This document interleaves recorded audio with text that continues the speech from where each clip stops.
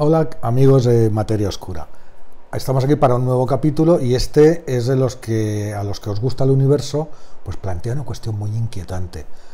¿Por qué? Pues porque resulta que un equipo de investigadores de la Universidad de Princeton pues acaba de llegar a una conclusión, como os digo, muy inquietante. Y es que sabemos que el universo se está expandiendo, que se está haciendo cada vez más grande. Pero estos científicos plantean que esa expansión está frenándose, es decir, que cada vez es más lenta y que no solamente se está frenando, sino que muchísimo antes de lo que nadie hubiera previsto, podría detenerse por completo y en ese mismo momento empezar un proceso de contracción que nos llevaría a que el universo, en lugar de ser cada vez más grande, fuera cada vez más pequeño, ¿hasta dónde? Hasta volver al principio, volver a converger todo en un único punto, en una única singularidad, que los científicos lo llaman Big Crunch. ¿Y cuándo podría ocurrir esto, según estos investigadores? Pues ya os digo, en términos cosmológicos, mañana mismo. En términos reales, dentro de solo unos 100 millones de años, que apenas es una fracción de la edad del universo. Es decir, 100 millones de años para el universo es como un par de días en la vida humana, ¿no? Es decir, muy rápidamente. Y lo peor de todo es que no nos daríamos cuenta de ello. ¿Y de qué depende? ¿De qué depende que esto sea o no sea así? Bueno, pues depende de cómo sea la energía oscura, de las características que tenga la energía oscura. Recordaréis en los dos episodios que hicimos sobre las muertes del universo, sobre cómo termina el universo, pues se hablaba de esta posibilidad de un Big Crunch, pero claro, esa posibilidad ha sido descartada por la inmensa mayor parte de los científicos. Vamos a repasar brevemente cómo hemos llegado a saber lo que creemos saber del universo y por qué el Big Crunch ha sido descartado. Todo esto empieza hace más de un siglo, cuando en 1929 el astrónomo Edwin Hubble, el que le dio nombre después al telescopio, se dio cuenta de una cosa extraordinaria. Se dio cuenta de que las galaxias lejanas se están alejando según están más lejos, se van alejando más rápido de nosotros. Es decir, que el universo se está expandiendo, está creciendo. ¿Y cómo se dio cuenta de esto? Bueno, pues se dio cuenta gracias a una característica de la luz que nos llega de esas galaxias lejanas, está experimentando un corrimiento hacia el rojo. ¿Eso qué significa? Sabemos que los dos extremos de la luz visible son el rojo y el azul, el violeta, ¿no? Y ahí es donde está el espectro visible. Y exactamente igual que pasa con el sonido, cuando los objetos se alejan, las ondas luminosas tienden a estirarse, con lo cual se van haciendo más largas. Y cuando se están acercando, tienden al rojo. Y según se van acercando, hacen lo contrario, se van comprimiendo y tienden al azul. Esto para que lo entendáis bien, pensar en el sonido, ¿no? Pensar en el sonido de una ambulancia. Cuando la ambulancia se está acercando a nosotros estamos quietos en una calle y se acerca una ambulancia. ¿Qué es lo que oímos? Oímos la sirena cada vez más aguda. ¿Por qué? Porque las ondas sonoras que nos lanza la ambulancia están más comprimidas, porque como la ambulancia se mueve, la velocidad a la que se mueve la ambulancia hacia nosotros hace que las ondas sean más estrechas y eso da un sonido más agudo. Cuando pasa por nuestra posición y se aleja, pasa todo lo contrario. El sonido de la ambulancia se va haciendo cada vez más grave, la sirena cada vez suena más apagada y más grave. Pues justo por lo contrario, porque las ondas sonoras que nos lanzan tienen que recorrer más distancia porque la ambulancia se está alejando de nosotros, con lo cual esas ondas son más largas. Bueno, pues con la luz pasa exactamente lo mismo. Si un objeto se está alejando de nosotros, pues se estirarán las ondas luminosas, la longitud de onda de la luz será mayor y tenderá hacia el rojo. Por el contrario, cuando se están acercando, pues pasará lo contrario, serán cada vez más cortas de un objeto que se acerca y entonces tienden al azul. Bueno, pues ese es el efecto Doppler, ¿no? Eso es lo que os acabo de contar, es el efecto Doppler, y así fue como Edwin Hubble se dio cuenta en 1929 de que las galaxias, el corrimiento hacia el rojo de las galaxias aumentaba con la distancia. Es decir, cuanto más lejos estaban, más rápido se alejaban de nosotros. Eso llevó inmediatamente a pensar que el universo se estaba haciendo más grande, se estaba expandiendo. Y claro, si se está expandiendo, si hoy es más grande de lo que era ayer, resultaba absolutamente lógico pensar que hace un mes era más pequeño, que hace un año era más pequeño, que hace 1.000.000 de años era más pequeño, y así, yendo hacia atrás, llegábamos a un punto en el que era tan pequeño que estaba todo contenido en un punto, que era el Big Bang. Es decir, el universo surgió de un punto del Big Bang que se empezó a expandir, dando lugar a todo lo que existe y que se sigue expandiendo en la actualidad. Una vez comprobado eso, la siguiente pregunta fue lógica. Dice, ¿y hasta cuándo? ¿Hasta dónde se va a expandir el universo? ¿Hasta cuándo se va a seguir expandiendo? ¿Va a seguir así para siempre? Sabemos que en el universo una de las fuerzas más grandes es la gravedad, y la gravedad actúa en contra de la expansión porque tiende a juntar las cosas, no a separarlas, ¿no? Entonces empezaron los científicos durante décadas, el trabajo que estuvieron haciendo los cosmólogos, fue una especie de pesaje del universo. Vamos a intentar pesar el universo, a ver cuánta materia hay, cuánta gravedad se ejerce, y entonces podremos saber si esa gravedad es suficiente para frenar el ritmo de expansión que hemos medido viendo el corrimiento al rojo de las galaxias lejanas, ¿no? Bueno, se pusieron a hacer eso, y una de las posibilidades, evidentemente, era que la gravedad fuera lo suficientemente potente y poderosa como para ir frenando esa expansión, hacer que se detuviera y que en un momento dado el universo dejara de crecer, se detuviera y empezara un proceso de contracción que terminaría en un Big Crunch. Mientras hacían eso, o haciendo eso, sucedió otro zambombazo en la cosmología, y fue en el año 1998. En 1998, varios equipos de investigadores, demostraron que no solamente el universo se expande, sino que el ritmo de esa expansión está acelerando. Es decir, no solo se hace más grande a cada minuto que pasa, sino que cada vez se hace más grande más deprisa. Es decir, la velocidad a la que se expande aumenta. Eso conmovió hasta sus cimientos a todos los estudios cosmológicos. Un universo que se expande aceleradamente, con mucha dificultad podemos pensar en un universo que se detiene y que después va a empezar una contracción para llegar al Big Crunch. De forma que una vez comprobada la idea de la expansión acelerada del universo, pues la idea del Big Crunch, después del 1998, se fue abandonando. A pesar de eso, sigue existiendo una comunidad de científicos minoritaria que no ha querido descartar del todo la idea del Big Crunch. Y uno de los científicos que más aboga todavía por esa idea se llama Reinhardt, y es el autor de este estudio que os estoy diciendo. Claro, el planteamiento que él hace es muy inteligente. A ver, es un físico de los buenos, tonto desde luego no es, ¿no? Y él dice lo siguiente: podría ser que la tasa a la que el universo acelera esté decreciendo y nosotros no nos daríamos cuenta. ¿Por qué? Porque nosotros siempre seguiríamos viendo cómo sigue haciéndose más grande y cómo lo hace más deprisa, pero la velocidad de esa expansión podría estar disminuyendo. ¿Y de qué depende eso? Bueno, pues depende de cuáles sean las características de la materia y de la energía oscuras, cosa que todavía no conocemos. Entonces, en su artículo, este científico lo que hace es que plantea tres hipótesis. Según la primera, la energía oscura, que sabéis que es esa fuerza misteriosa de la que no sabemos nada, pero que creemos que es la responsable de que el universo se expanda de forma acelerada, de esa aceleración, bueno, pues en el primer modelo, pues efectivamente las características de la energía oscura van a hacer que el universo se siga expandiendo cada vez más deprisa para siempre.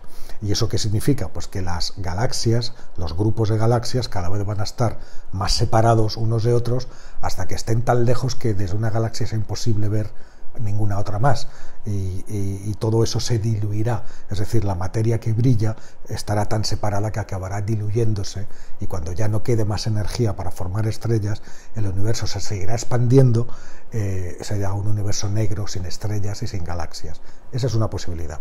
La segunda posibilidad es que efectivamente las características de la energía oscura estén ralentizando ese ritmo de expansión, pero a un porcentaje, a un ritmo tan lento que el universo terminará por detenerse, es decir, por dejar de expandirse, pero dentro de tanto tiempo que para los efectos prácticos no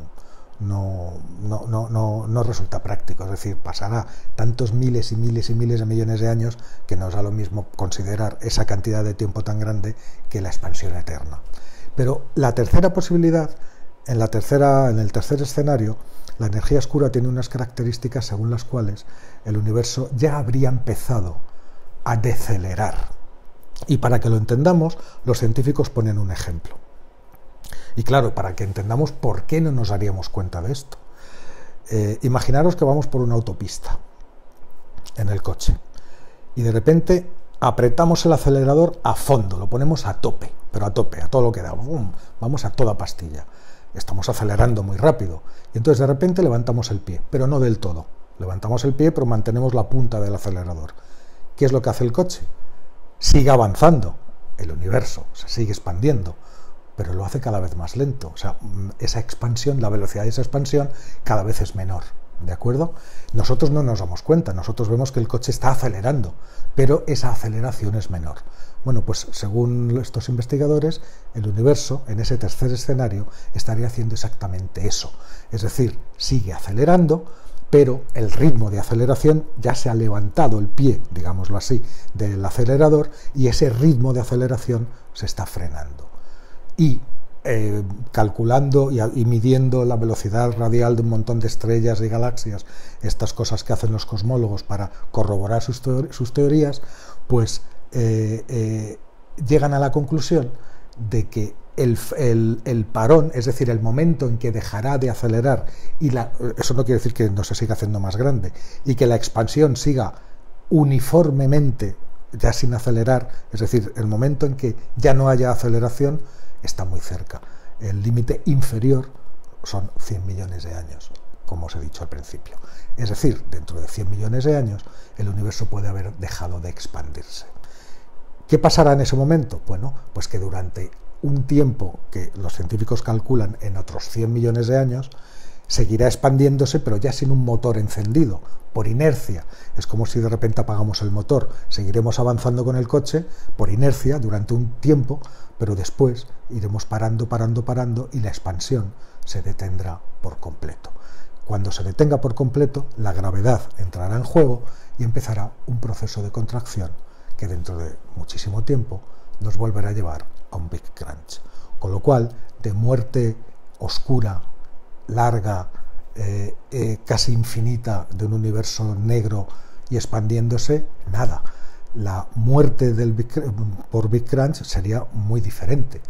Fijaros que en lugar de expandirse y estar las cosas cada vez más lejos, en ese escenario el universo empezaría a contraerse y las cosas a estar cada vez más cerca.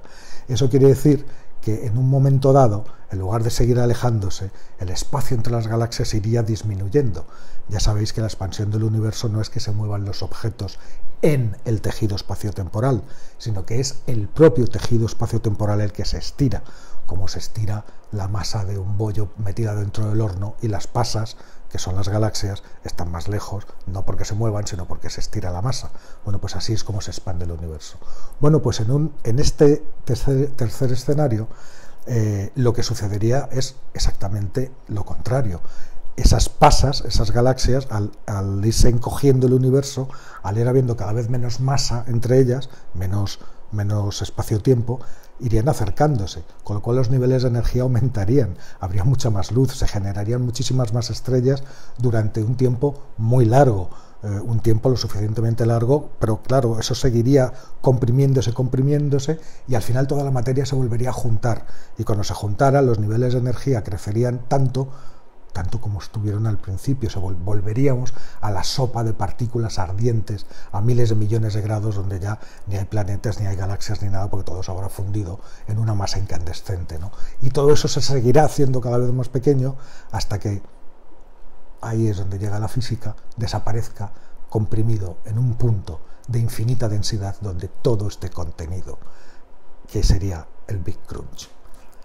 A partir de ahí, según los investigadores, puede suceder que haya un rebote. ¿Os acordáis? En los capítulos del universo hablábamos de que el universo podía estar rebotando de un Big Bang a un Big Crunch, otro Big Bang, otro Big Crunch, y así indefinidamente. Bueno, es posible, pero no lo sabemos. Según lo que dicen lo que se dice en este estudio, que por cierto, en este estudio no es que digan que las cosas van a ser así. Se acaba de dormir la siesta con el calor que hace. ¿Qué, Darwin? ¿Qué? Claro, ya me ha llenado de pelos. En fin, perdón por la interrupción. Lo que estábamos diciendo es que en su estudio no dicen que las cosas vayan a ser así, sino que es uno de los tres escenarios posibles. Recordad que hay otro en el que la energía oscura es tal que va a permitir que se expanda el universo, que se siga expandiendo, tal y como estamos midiendo ahora. Pero es algo interesante, es un planteamiento de lo más interesante. La cuestión es, ¿se puede comprobar esto? ¿Es posible comprobar, claro, la diferencia con otros escenarios y otras teorías que contemplan un Big Crunch? La diferencia de este estudio es que le pone fecha, es que pone un tiempo. Y la pregunta es, perdón, oye, esto sí que lo tienes que quitar, ¿eh? Sí. Que se me ha venido aquí un... Bueno, y la pregunta es, ¿se puede comprobar esto? ¿Es posible comprobarlo? Bueno, pues sorprendentemente los científicos dicen que sí, que esta hipótesis que ellos han lanzado, si la comunidad científica y la comunidad internacional la considera lo suficientemente buena, es posible desarrollar o empezar a desarrollar un tipo de herramientas que hoy no existen, hoy no lo podríamos comprobar, pero sí es posible poner en marcha el desarrollo de las capacidades necesarias para poder comprobar si esto es así. Es decir, para poder comprobar si efectivamente en la fase en la que estamos actualmente, la velocidad de expansión, es decir, el universo se seguiría expandiendo y cada vez más deprisa, pero no tan deprisa como en el pasado, y eso es comprobable. Aquí evidentemente entramos en otro problema que ya hemos hablado. Sabéis que uno de los problemas mayores de la cosmología es que hay dos métodos para medir lo deprisa que se está expandiendo el universo, cuánto está acelerando el universo. Y hay dos métodos, y puñeteramente los dos son igual de buenos, los dos están perfectamente calibrados, los dos han tenido mucho éxito a la hora de hacer determinadas predicciones, con lo cual son buenos, pero los resultados que se llega si lo mides por un método o lo mides por el otro son distintos. En lugar de ser el mismo resultado, son diferentes. Uno de esos métodos es teórico, basado en la radiación cósmica de fondo y en la información que lleva la radiación cósmica de fondo, que sabéis que es, digámoslo así, el calor residual del Big Bang. Bueno, pues ahí se aplica un método para saber lo deprisa que se está expandiendo el universo. Y sale un valor que está alrededor de los 67, algo kilómetros por segundo por megaparsec, ¿vale? O sea, cada 3,2 años luz acelera 60 y tantos kilómetros por segundo. Y el segundo método se basa en la observación, en lo que vemos calculando cómo se alejan de rápido estrellas y galaxias lejanas.